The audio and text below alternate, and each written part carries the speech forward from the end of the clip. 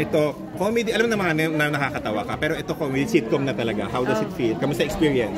Masaya naman kasi parang katulad sa bahay talaga. It's really what it is like at home. You see the banter, yung relationship at dynamics.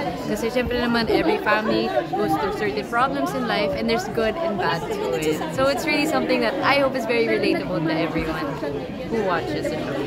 Reaction mo sa sinabi ni Direk, makapal daw mukha mo. Ano yun, ang compliment? Really compliments ba yan? Kasi pag masyado kang hayaan, wala kang mag-oh. But you're very great. Alam mo yun? Really good way. Thank you. Thank you, Direk. Salamat na, Direk. So, ganun ka ba? Hindi ka ba yung nasa? Hindi mahihain. Minsan, depende. Kung gutom ako, mahiya ako. Hindi kang gutom. Malakas, I mean, laging ano yung appetite mo? Opo. Hindi ko lang bakit eh. Pero hindi ka naman tumatangkad. Kasi feeling ko, matangkad si Andres, diba? So lahat ng nutrients pupunta kay Andres. So matangkad siya ako din. So siguro lagi kong gutom. Pero hindi ka naman tumataba. Kasi I work out all the time. Mahilig ako with my parents. We always work out, spend time together at sports. Ever since growing up, I was very sports-oriented. No particular food, ano? Lahat? Lahat talaga. Lahat. Nainggit ako kanina kasi nakita ko yung tatay ko kumain ng bread. I was like, wait, pa-share naman. Ayaw niya mag-share. I was like, okay. Kasi sa day? 3 days. 3 meals ka? Opo, yung normal. Walang snacks, walang midnight snack? Depende.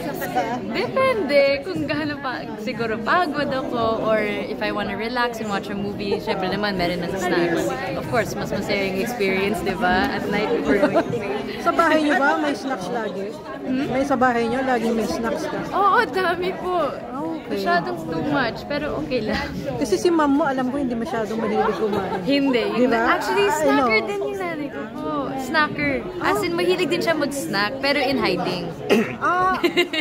In hiding. Meron siyang sariling diskarte at night. Hindi ka ba nainggit kay Andres, meron siyang part? Ikaw parang wala kang medyo partner dito. Kung may papasok ba na makaka-partner mo?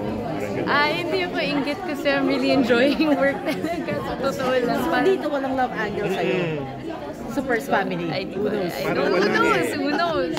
I don't know. Pero we'll see because we're just on episode 5 now, taping. So we'll see where the story goes. Pero okay sa'yo kung may papasok na guy, tapos medyo magkakaroon kayo ng love angle.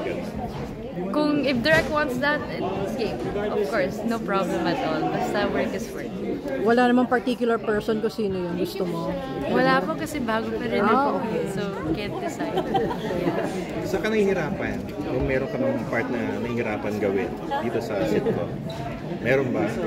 Siguro yung kasi madaldal ako. At yung lines ko dito sa The First Family, Tagalog. Pero we have to start somewhere and I'm really excited to learn. And syempre naman, especially sa Ipulaga, pwede mo magagamit yung lines sa Ipulaga or yung Tagalog ko. It's developing through time and just excited that slow and steady steps moving forward. Si Andres, kamusta Tagalog? Mas magaling siya sa Tagalog kasi yung ever since he was little, meron siyang Filipino, Tagalog, pero he's doing a great job. And actually, I'm so proud kasi first time niya mag-act with all of us, natural si Andres. Super, parang walang kaba. You mentioned then that you have to earn your own money. Meron ka mga pinag-iipunan for something because Andres sabi niya for savings. Ikaw? Savings din at buhay. Buhay naman, syempre naman. Of course, we're working hard so that we can provide for ourselves. That's really the main goal, is to work so that we don't have, our parents can let go completely. Para just, we can fly. We can fly, we don't have to rely on them for anything. Because that's the last thing we want. Pagkatapos yung college, yung independent living, all the sacrifices they've made for 20 years. Syempre naman, it's our turn now to be the ones. Anong binili mo sa first paycheck mo? Ay, nag-order ko ng food. Ha? Opo, kasi mahal mag-order online sa abroad. As in, sobrang mahal pero dito masulit. Food talaga rin. For those who watch us, First Family, ano ba yung gusto nyong message na i-relay sa families, sa relationships? Di ba kung ako yung audience, anong kakabangan ko sa First Family? Yung dynamic ng family talaga, yung tunay na pamilya, yung there's a lot of love, there's a lot of laughter, and with every single hardship, there will always be someone smiling. That's all I can say muna. Pero I hope that the first family will make everyone laugh and it will take you guys away from whatever it is. Just as we are going through any problems we face as the first family.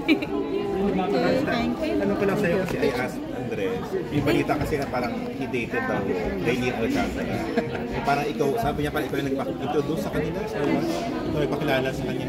Si Kaylin? Oh yes, we're all friends. We're all friends. Yeah. So we all met, we've all known about each other kasi we all have common mutual friends like sila Lawrence, the Mac. Pero hindi sila nag-date. Dito No, hindi po friends na. Pa-invite na sa first. Hey guys,